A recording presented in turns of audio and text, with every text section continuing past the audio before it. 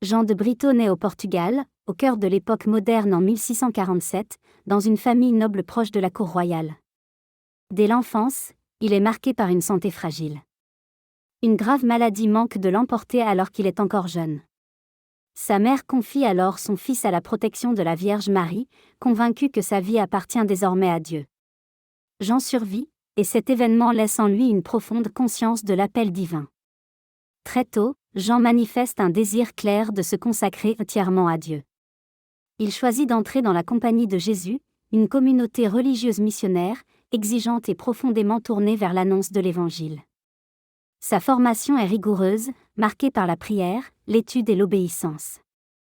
Jean apprend à offrir sa vie sans réserve. Il nourrit un désir ardent de partir en mission.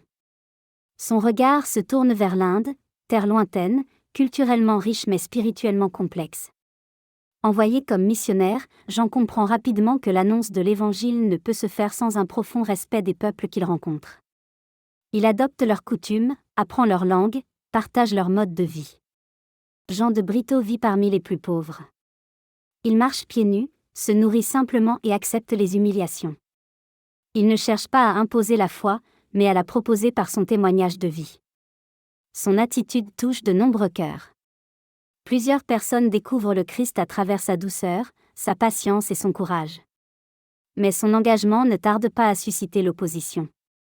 Dans un contexte social et religieux tendu, sa présence dérange. Jean est arrêté une première fois, puis relâché. Loin de fuir, il choisit de retourner auprès de ceux qu'il sert, pleinement conscient des dangers. Finalement, Jean est de nouveau arrêté. Il est jugé et condamné à mort pour sa foi. Jusqu'au bout, il demeure paisible. Il pardonne à ses persécuteurs et confie sa vie à Dieu. Il meurt martyr le 4 février de l'année 1693. Saint Jean de Brito nous rappelle que la mission chrétienne demande parfois le don total de soi.